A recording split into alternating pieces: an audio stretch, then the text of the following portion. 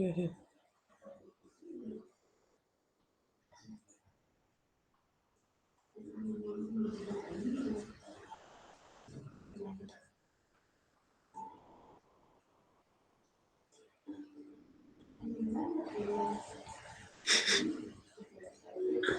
Ahí está.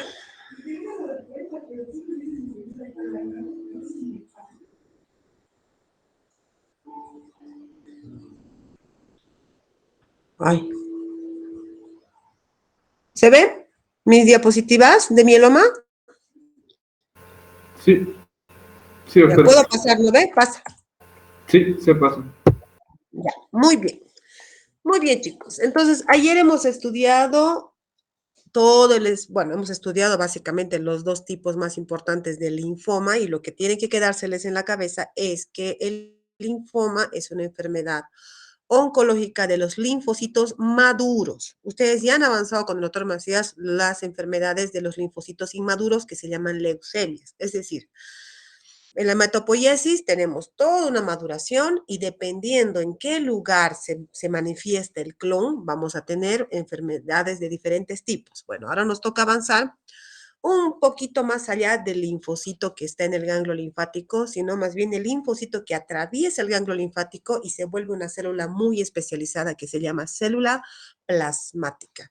Esta célula es la célula más inteligente, se podría decir, del cuerpo, porque esta célula ha aprendido la capacidad que tenemos más difícil de obtener, que es reconocer lo propio de lo ajeno. ¿No es cierto? Entonces, esta célula plasmática, como ustedes ya saben, produce inmunoglobulinas, IgG, IgM, que nos van a ayudar a mantener una memoria en el cuerpo para un ataque posterior. Eso es algo realmente muy complejo de obtener, que lo obtienen en el ganglio linfático, ¿se acuerdan?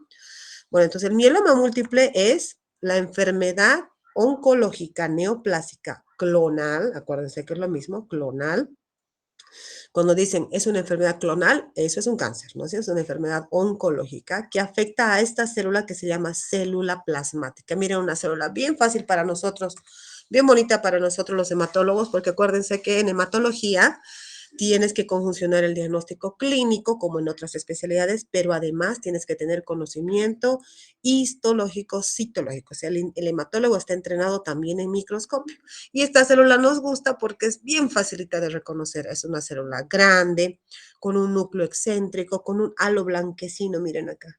Es un halo blanquecino, bien fácil de reconocer porque todo lo demás en la médula ósea es bien difícil de reconocer, ¿no? Cómo maduran los rojos, cómo maduran los blancos, es difícil de reconocer. Pero esta célula plasmática es bien bonita, parece un huevo estrellado, ¿ven? Pollerita también le dicen, ¿no? Porque tiene ahí su pollerita, mire.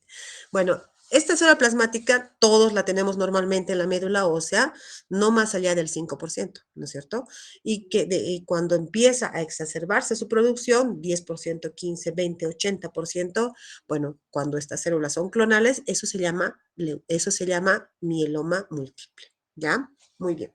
Entonces, representan a un grupo de diversos trastornos caracterizados por una clona de linfocitos B o células plasmáticas malignas que tienen la capacidad de secretar una inmunoglobulina. Entonces, ¿qué es lo que pasa? La que se enferma es la célula plasmática, pucha, la célula más especializada, más capa que produce inmunoglobulinas que nos sirven a nosotros, se enferma con cáncer. Entonces, obviamente, su producto, esta proteína de la célula plasmática, va a ser una proteína anormal, enferma, ¿no es cierto? Por eso dice capacidad de secretar inmunoglobulina o fragmento de ella llamada componente monoclonal. Esta célula produce un componente monoclonal, una proteína anormal que va a causar estragos en el cuerpo, ¿no es cierto? Las neoplasias plasmáticas de células plasmáticas o discrasia de células plasmáticas, como es llamada en su libro, no solamente es el mieloma múltiple, es una enfermedad, son todas estas, ¿no es cierto? Enfermedad de células plasmáticas, los plasmocitomas y algunas discrasias más leves que están en camino de convertirse en un mieloma múltiple.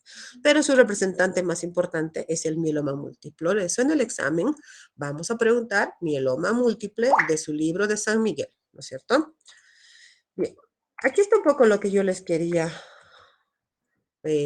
ilustrar, que nunca se olviden. O sea, yo sé que es fácil ver un órgano sólido, nos gusta siempre ver para poder entender, pero tienen que saber comprender a través de la lectura, imaginarse un poco las cosas, porque este es nuestro órgano. Nosotros los hematólogos estudiamos este pequeño gran órgano que se llama médula ósea, ¿no?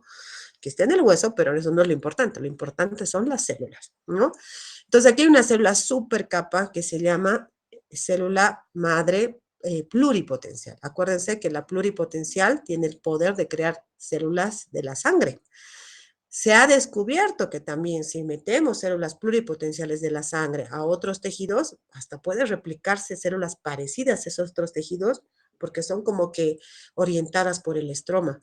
Pero realmente esta célula podría producir células de la sangre nada más, porque las totipotenciales, las que pueden producir ojitos, boquitas, todo no están ya más en nuestro cuerpo actual, ¿no es cierto? Estas estaban en nuestra etapa de formación cuando éramos embriones y quedan un poco en el cordón umbilical, ¿no? Pero esta célula pluripotencial va a producir todos los elementos de la sangre maduros, como vemos acá, los glóbulos rojos, las plaquetas y las diferentes variedades de glóbulos blancos. Va a tener dos líneas de producción, una línea de producción en masa, cuando uno produce en masa es porque es algo menos importante o tal vez más fácil de producir, como es todo esto, y tiene una línea de producción solo de linfocitos. Por ende, se imaginarán que los linfocitos son súper importantes y van a terminar siendo linfocitos maduros después de la médula ósea, van a pasar por el ganglio linfático y van a ser una hermosa célula plasmática, o un linfocito B o un linfocito T y B ya especializados, ¿verdad? Ahora, igual las neoplasias ocurren de la misma manera. Cuando las neoplasias ocurren aquí, dentro de la médula, durante la maduración, cuando está todavía en proceso de dejar de ser blasto, se denominan leucemias agudas. Entonces, si el cáncer ocurre acá, por ejemplo, será una leucemia linfoide aguda, ¿no es cierto? Leucemia aguda, porque está en la médula ósea y presenta blastos. Si la neoplasia ocurre de este lado de la línea mieloide, será una leucemia mieloide aguda en cualquiera de sus variedades. Hay muchas variedades que las identificamos y las con citometría. Si la proliferación sucede aquí abajo, cuando ya es un glóbulo rojo maduro, la enfermedad, y se demuestra que es enfermedad de la médula, se denominará policitemia vera, ¿no es cierto? Si la enfermedad es de esta línea mieloide más bien granular de los neutrófilos, se denominará leucemia mieloide crónica. Y cuando es una enfermedad de la proliferación de las plaquetas, trombocitosis esencial. Cuando se enferma el linfocito maduro dentro del ganglio, linfomas. Y cuando se enferma la célula plasmática, mieloma múltiple, ¿no? Entonces, como ven, en cada lugar puede ocurrir una alteración clonal y la enfermedad dependerá exactamente de dónde ocurre, ¿no es cierto? Eso es lo mismo que dice acá, ¿no es cierto? Nosotros tenemos la médula ósea que va a producir de alguna manera células maduras, pero no todas van a empezar a trabajar cuando egresan de la médula ósea, solamente algunas, los glóbulos blancos más comunes, neutrófilos, monocitos, también los glóbulos rojos, las plaquetas, pero algunas, los linfocitos, si bien se han graduado de la médula ósea, necesitan ir a la residencia, es decir, necesitan ir a la especialidad en el timo o en el ganglio linfático, ¿no? Bien, entonces, ¿qué es lo que pasa dentro del ganglio linfático? Hemos dicho ayer, una montaña de hipermutaciones somáticas que van a convertir a esa célula plasmática, a esa célula a ese linfocito naif o inocente en una gran célula plasmática conocedora de la producción de inmunoglobulinas, una función demasiado importante en nuestro cuerpo, ¿no es cierto? Las gamopatías monoclonales son situaciones en las que aparece una inmuno o mieloma múltiple, es una situación en la que aparece una inmunoglobulina IgG o IgM, una inmunoglobulina en realidad monoclonal en el suero o en la orina como resultado de la expansión de un clon de células plasmáticas. Uy, ¿qué es esto ahora? Bueno, esto es simple. Quiere decir que las células plasmáticas proliferan en la médula ósea. Ya no es 5%, son 10, 20, 10, 30. ¿No es cierto? Entonces, esa célula plasmática tenía como función producir proteínas normales, beneficiosas para el cuerpo en forma de inmunoglobulinas. Bueno, ya no las produce más. Ahora produce paraproteínas, proteínas monoclonales, que lo que van a hacer va a ser dañar los tejidos. ¿Cuál es el primer tejido que le encanta dañar al mieloma múltiple? Por la expansión celular de las plasmáticas, lo primero que se daña son los huesos. Entonces, estos pacientes van a tener dolores óseos por lesiones líticas en los huesos, es decir, el hueso, por decirlo de alguna manera simple que la puedan comprender, se apolilla, ¿no es cierto? Empieza desde adentro a dañarse en su fuerza. Son estos pacientitos, porque acuérdense que el mieloma múltiple es una enfermedad que suele ocurrir en la tercera edad o no en pacientes jóvenes, a partir de los 40, estamos viendo ahora antes a partir de los 50, ahora ya cada vez más jóvenes. Pero son estos pacientes típicos viejitos que se quejan de dolores óseos de la cadera, de la columna, y que los encasillamos a veces en una ciática, en una lumbalgia, en una osteoporosis. Y sin embargo, lo que tienen es una enfermedad proliferativa de las células plasmáticas, ¿no? Entonces, el primer síntoma suele ser dolor óseo y cuando vamos a inspeccionar un poco más, esos huesos se encuentran con lesiones líticas, el cráneo, las crestas ilíacas, el tórax, ¿no? Entonces, parte del estudio del mieloma es realizar radiografías de huesos y buscar estas lesiones líticas, ¿no? ¿Qué otra cosa tienen estas células plasmáticas con esa su paraproteína mala o anormal? Daña el riñón. Entonces, estos pacientes pueden también terminar en diálisis. Es decir, un paciente con mieloma podemos encontrarlo en el traumatólogo debutando con una fractura espontánea y podemos encontrarlo también en una diálisis, ¿no es cierto? Víctima de una insuficiencia renal aguda que pareciera ser por hipertensión u otra cosa, y sin embargo, cuando hacemos la biopsia del riñón de rigor, encontramos material monoclonal o esta paraproteína, ¿me entienden? Entonces, estos son los dos daños tal vez más frecuentes del mieloma múltiple. ¿Cómo los vamos a encontrar con más frecuencia? Producen otras cosas también que ya los vamos a ver, ¿no es cierto?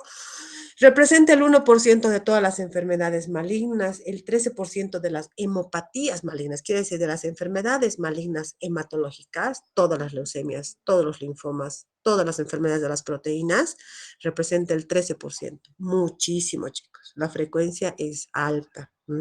Y en nuestro país no es menos, solamente que el diagnóstico se confunde mucho y estos pacientes demoran muchísimo en llegar al hematólogo. Están trancados en el traumatólogo, en el nefrólogo y cada vez más, gracias al conocimiento que adquirimos como ustedes en esta clase, estos pacientes pueden más rápidamente ser sospechados de mieloma múltiple.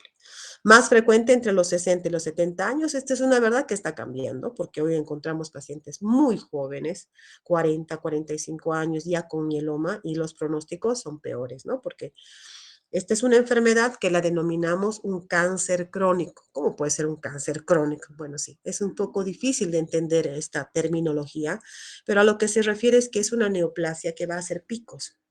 Va a debutar con un gran pico monoclonal con todas las manifestaciones, la vamos a aplacar con quimioterapia, la vamos a trasplantar porque es parte del tratamiento y en unos años va a volver a salir y vamos a volver a tratar de aplacar cada pico que tenga.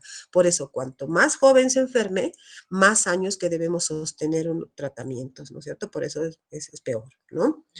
Más frecuente en varones y más frecuente en afroamericanos que en caucásicos. Bueno, en nuestra región, que somos en realidad nosotros una región no estudiada, no tenemos una estadística, pero es muy frecuente. La primera neoplasia hematológica en el adulto es sin duda el linfoma, y ahí debajito de eso están el mieloma y las leucemias, ¿no?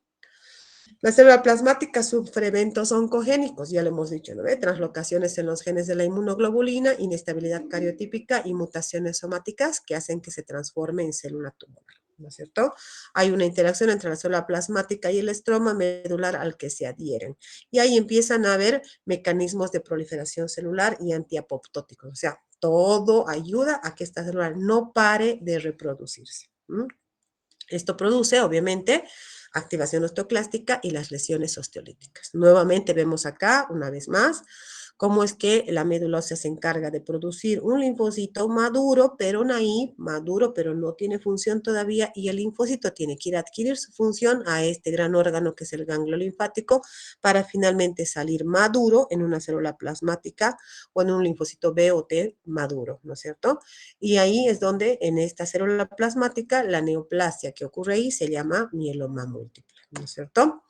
¿Qué componentes va a tener? ¿qué alteraciones va a tener? Bueno, lo primero que vamos a encontrar va a ser infiltración de la médula ósea por células plasmáticas. Entonces, si bien nosotros podemos sospechar de un viejito con unas lesiones líticas que se ha fracturado solo por apoyarse, de otra persona mayor que esté en diálisis y resulta que la biopsia dice que hay material monoclonal, para poder diagnosticar un mieloma múltiple, yo tengo que hacer una punción de médula ósea y en la punción de médula ósea encontrar células plasmáticas mayor al 10% y además con inmunohistoquímica probar que son clonales, es decir, probar que esa célula plasmática no es normal, es cáncer y que produce una paraproteína, ¿no es cierto?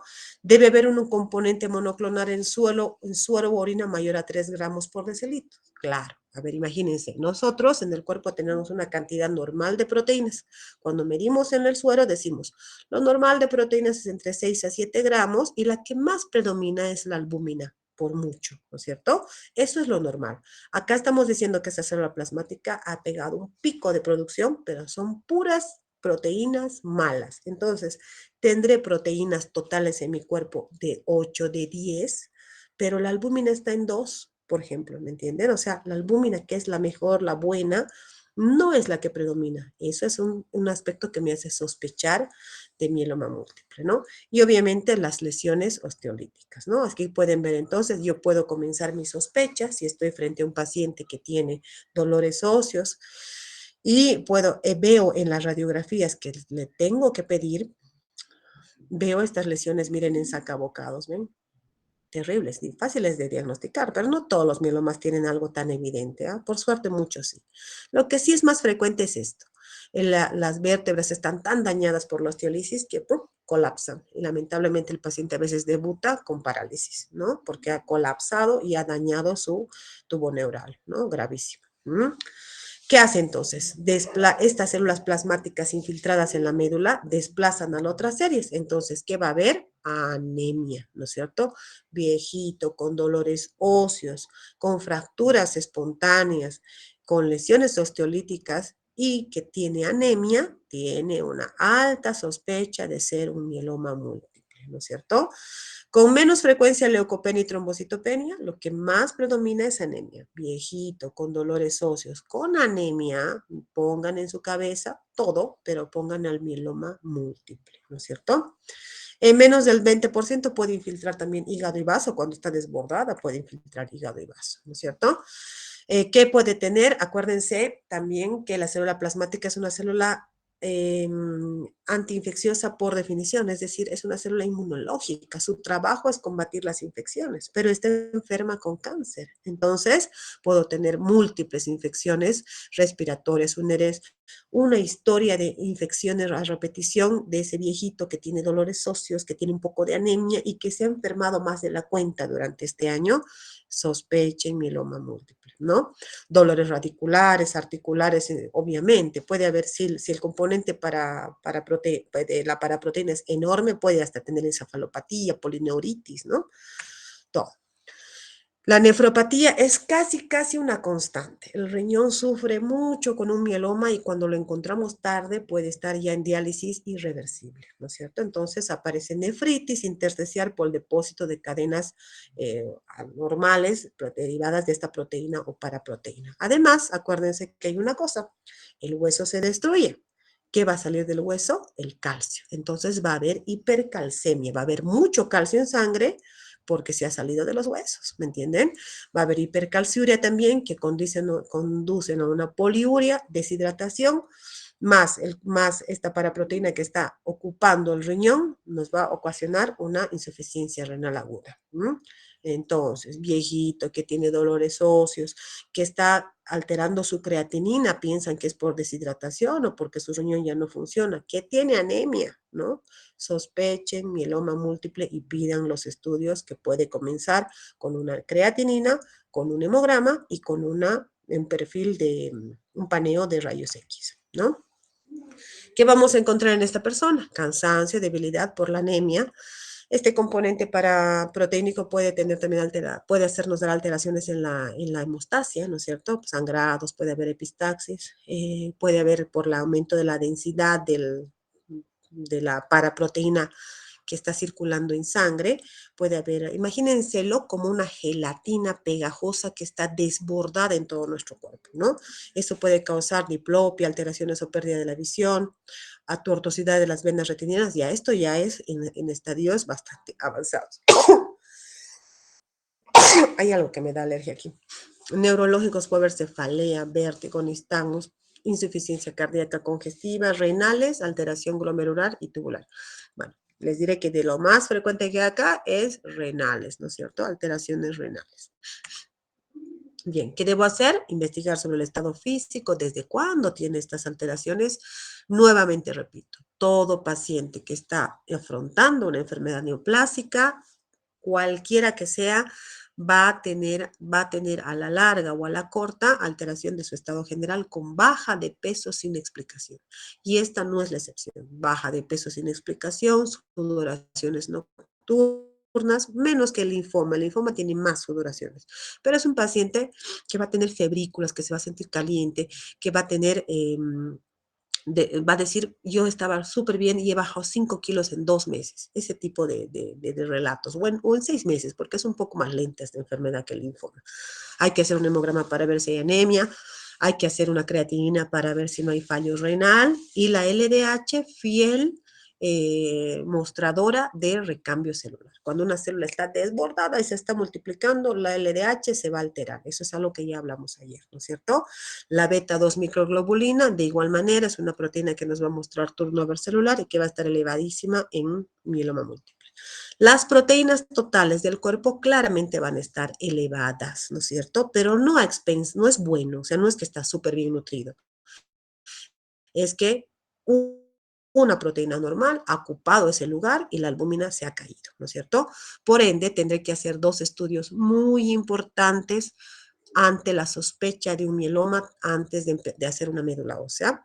Voy a pedir un proteinograma por electroforesis, vamos a ver ahorita qué es eso, y vamos a medir las proteínas en la orina de 24 horas, la famosa detección de proteínas de Vence-Jones, ¿no es cierto?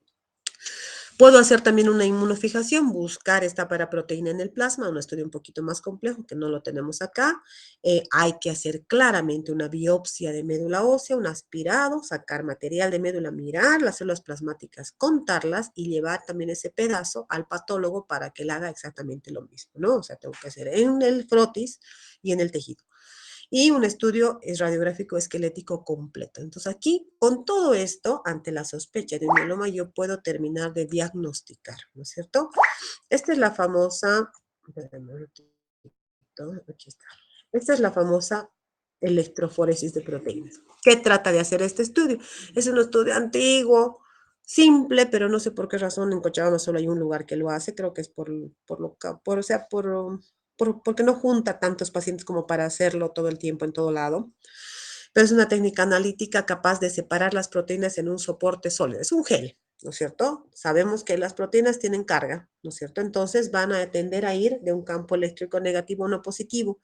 Entonces, gracias a esa su propiedad, van a poder medir, miren acá, si ven esto, estos son geles y corren las proteínas, ¿no es cierto? Y las que más corren son las más abundantes. La albúmina debería ser la más abundante solamente, pero hay en el mieloma resulta que hay otra proteína anormal que corre y genera una curva. Este es el famoso pico monoclonal. Aquí debe salir, miren. Normalmente, la albúmina debe ocupar, ustedes cuando vean un estudio de estos, que es una electroforesis de proteínas, en la figura ya se van a dar cuenta si es anormal o no, porque la albúmina predomina en un pico y el resto de las globulinas tienen un valor bastante similar bajo, ¿no? ¿Qué pasa en el mieloma? Tenemos esto. Pico monoclonal, tenemos la albúmina y este pico, ¿qué está haciendo acá? Este pico es un pico monoclonal anormal, miren acá. ¿No? Entonces, ahí gráficamente nos damos cuenta de que ahí hay una proteína anormal. No es normal que sucedan estos dos picos, solo debería haber uno, ¿no? Ya con eso yo doy la autorización para que venga el hematólogo y haga una punción de médula ósea. Entonces, el trabajo de los médicos generales, ojalá, y de los internistas, ojalá, es sospecharlo, no pensar que es solamente una osteoporosis, no pensar que es un viejito con fallo renal por deshidratación. Asociación, gente mayor, con dolores óseos, con anemia, con deterioro renal, con lesiones osteolíticas. Le hago orina y le veo proteínas aumentadas. Le hago orina de 24 horas, proteinuria aumentada. Le pido una electroforesis y me cercioro de que hay una proteína normal. Han hecho un trabajo excelente y el hematólogo va a ir solamente a hacer la punción para terminar de corroborar el diagnóstico que está bien hecho y bien pensado. ¿Ya? ¿Qué más? Esta enfermedad también produce un fenómeno bien lindo y bien interesante, que acuérdense que como es una paraproteína pegajosa, molesta en la sangre, lo que sucede es este fenómeno que se llama rulo, miren, o pilas de monedas. Hace la bioquímica, hace el hemograma, hace el extendido, y cuando mire el extendido, por todos lados ve que los glóbulos rojos no se pueden despegar y producen este rulo. ¿No es cierto? Entonces ya te informan, un bioquímico experimentado te dice, veo fenómeno de Rouleau. Entonces uno se imagina que este paciente puede tener un mieloma múltiple, ¿no es cierto? Algo muy interesante. En el aspirado de la médula ósea, ¿qué tengo que hacer? Encontrar estas células plasmáticas y contarlas, porque sabemos que más del 10% significa mieloma múltiple, ¿no? Entonces ahí por suerte son re fáciles de encontrarlas. A veces tienen dos núcleos, miren, totalmente aberrantes estas células plasmáticas horribles, causantes de una enfermedad mortal, ¿no? Pero se lo puede controlar bastante bien con medicación. Es importante no solamente hacer, este es un aspirado, chicos, esto es lo que vemos nosotros los hematólogos, pero el patólogo ve el hueso. Sacamos un pedazo de hueso y en ese hueso le hace cortes y ve lo mismo, aunque de más lejos, estas son células plasmáticas también. Es importante que el patólogo también analice, porque a veces en el aspirado no logra captar la cantidad necesaria de plasmáticas, pero el patólogo en el nicho del hueso va a encontrar la cantidad necesaria para diagnosticar. O sea, puedo hacer diagnóstico de leucemia solo con un aspirado, saco líquido, mando al citómetro, sí, y miro. El mieloma no, debo hacer aspirado y debo hacer biopsia, ¿ya? Entonces aquí está la biopsia también. Ahora, el patólogo, acuérdense, ayer hemos hablado de que tiene que diagnosticar en base al antígeno que muestra su superficie. La célula plasmática maligna también muestra sus antígenos, ¿no es cierto? Entonces la célula plasmática maligna va a ser CD38 de baja intensidad, CD45 de baja intensidad, CD19 negativo, CD56 positivo, CD28 y CD107 pueden ser expresados también. Entonces es CD56 positivo, ¿no? Y ahí me dice, a ver, esta célula plasmática no es de las buenitas que nos van a defender, sino es una célula maligna. Ese es más o menos cómo se ve un estudio de citometría. Esto es lo mismo que la inmunistoquímica, solo que la inmunistoquímica es en tejido, el patólogo con sus ojos y su placa, y el citometrista lo que hace es a un tubo, lo mete a una máquina, le pone anticuerpos y esos anticuerpos van a buscar a las células y van a generar gráficos en una pantalla. Y aquí nos está mostrando la positividad de los antígenos como si fuera un tejido, ¿no es cierto? Bien, ¿qué más? Como en todos los cánceres, y ayer lo hemos hablado, para poder hablar de pronóstico, existe también su IPI, digamos, ¿no? El IPI, ¿se acuerdan del IPI del linfoma? Aquí se llama ISI, pero también sabemos que existen ciertas alteraciones genéticas que van a conllevar peor o mejor pronóstico, y tienen que saber que el pronóstico en oncología está ligado con las alteraciones genéticas, que a veces no están a nuestra disposición. ¿Mm? Bien, también utilizamos el FISH, como habíamos visto ayer, para poder determinar ciertas translocaciones y alteraciones. Estos son los criterios de diagnóstico de mieloma múltiple, que está todo en su libro. En su libro está con mucha claridad lo que estamos hablando. Tiene células plasmáticas en médula más del 10%, o un plasmocitoma, un tumor de hueso demostrado por biopsia, tiene que tener un componente monoclonal mayor a 3.5 gramos por litro, y en orina tiene que estar aumentada también las proteínas en orina, puede tener disfunción orgánica, puede haber hipercalcemia, insuficiencia renal, anemia o lesiones osteolíticas contadas como afecciones orgánicas, ¿no es cierto? Entonces, estos son los criterios de mieloma múltiple. Bueno, a veces la cantidad de paraproteína es pequeña y no podemos detectarla tan fácilmente con esa curva gigante. Es decir, hay mielomas que no generan esa curva de proteínas, entonces se nos hacen más difíciles de diagnosticar cadenas ligeras en orina o en sangre. Para eso nos ayudan esos estudios, ¿no es cierto? La inmunofijación. La inmunoglobulina anormal que producen puede ser IgG, IgA, IgM, IgD, ¿no es cierto? Entonces tenemos que detectar qué tipo de inmunoglobulina es. Eso se hace con laboratorios comunes que nos identifican el tipo de inmunoglobulina, ¿no? ¿Qué más va a haber? Aparición de rouleau, aumento de la velocidad de eritrosedimentación, insuficiencia renal. Son características la actividad osteoclástica con lesiones osteolíticas, imágenes en sacabocados, aumento del calcio en sangre, dolores óseos incapacitantes, fracturas peligrosas. Y como pueden ver acá, ya estoy terminando acá, están los estadios, ¿no es cierto? Entonces tenemos un estadio muy simple, es la estadificación, y sí, el estadio internacional o el sistema de estadiaje internacional, donde dice que un estadio 1 tiene una beta 2 microglobulina baja y una albumina ligeramente normal, ¿no es cierto? 4 es lo normal, 3, 5 más o menos normal. El estadio 2 no encaja en ninguno y el estadio 3 la beta 2 microglobulina altísima. Entonces, como ven, súper sencilla la estadificación con 2 o 3 parámetros y más o menos con eso podemos estimar un poco la sobrevida.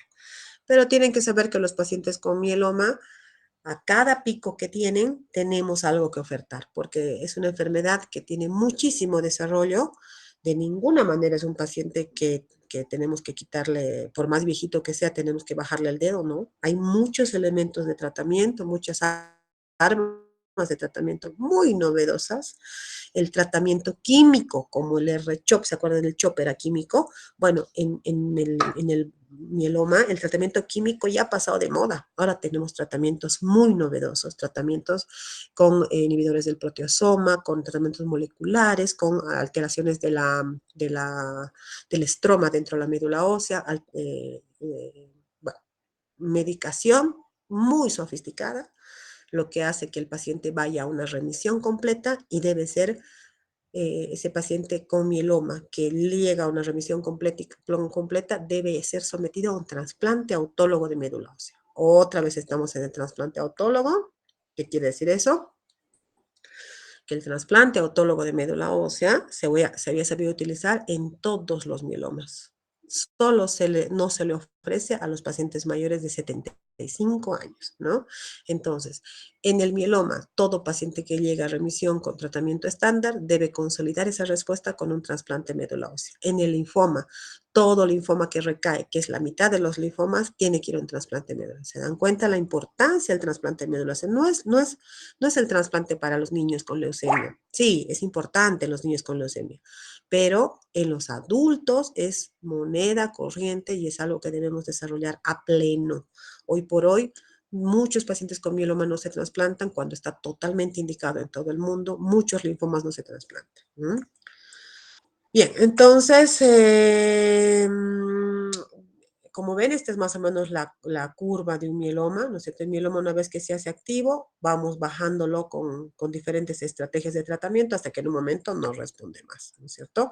Las bases del tratamiento tienen que ver con algunos de estos medicamentos que ya quedan estos antiguos, ¿eh? Yo les voy a mostrar los nuevos, que son estos, bortezomib, lenalidomida, radioterapia, protocolos de investigación. Ahora estamos en la era de los anticuerpos monoclonales para el mieloma, como el daratumumab, que va a ir a matar un tipo de célula específica del mieloma, ¿no es cierto? Ahí, se acabó.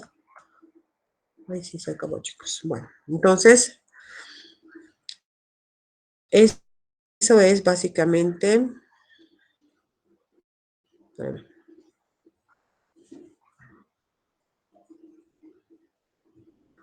ahí está. Eso es básicamente lo que tiene que ver con mieloma.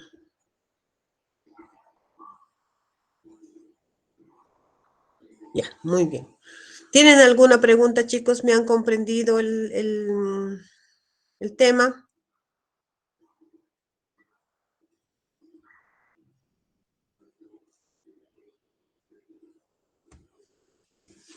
¿Hay alguna pregunta?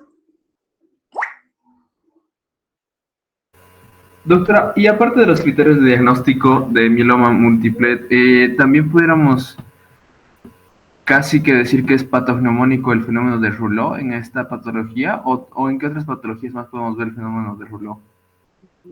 El fenómeno de Rouleau es muy patognomónico porque realmente no se presenta en otras cosas, pero no es frecuente.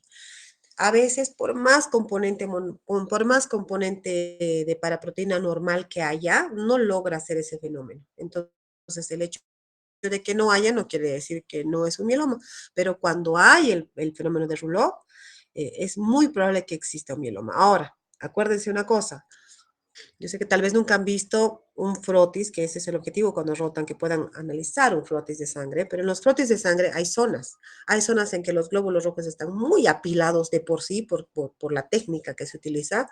Hay zonas en las que están muy separados los glóbulos rojos y donde nosotros contamos en las células, idealmente es una zona muy pequeña de la placa, entre los dos tercios internos y el externo, donde voy a poder ver separadas las células de los glóbulos rojos. Bueno, en esa zona tiene que haber Rouleau, porque si me dice es Rouleau y resulta que está en una zona equivocada, no es Rouleau, ¿no es cierto? Entonces, debe ser hecho por un bioquímico experimentado, por un médico que pueda ver realmente si hay ese fenómeno de Rouleau.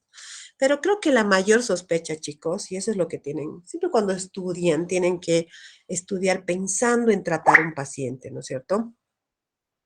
Pensando en que se van a encontrar con ese tipo de paciente en algún momento de su vida, ¿no? Y no dejarlo pasar. O sea, si estamos diciendo que la asociación entre dolores óseos en una persona adulto mayor y ahora cada vez más jóvenes, ¿ah? Dolores óseos con anemia es algo que debe llamar la atención. Bueno, a esa persona con dolores óseos y con anemia, extiéndanle los estudios, háganle radiografías, busquen la creatinina, háganle proteínas en orina, busquen este diagnóstico porque es muy frecuente, ¿no es cierto? Entonces, no pasen de largo de los viejitos que paran en el traumatólogo haciendo poner diclofenaco, dexametasona, porque tienen dolores óseos. Hagan radiografías, hagan creatinina, hagan proteínas, porque es posible que estén frente a un mieloma múltiple. Bien, ¿algo más? Bueno, chicos, vayan a estudiar. Mañana nos vemos más tempranito, ¿no? Mañana nos toca 7:30, a la hora de ayer, ¿ya? Está bien. 7:30 vamos a hacer trasplante de médula ósea. Pueden leerlo de su libro también. Gracias, doctora. Bueno, vayan a Hasta estudiar. luego, Chao, doctora. chicos. Gracias, doctora. Hasta Gracias, luego. doctora. Chao, vayan a estudiar.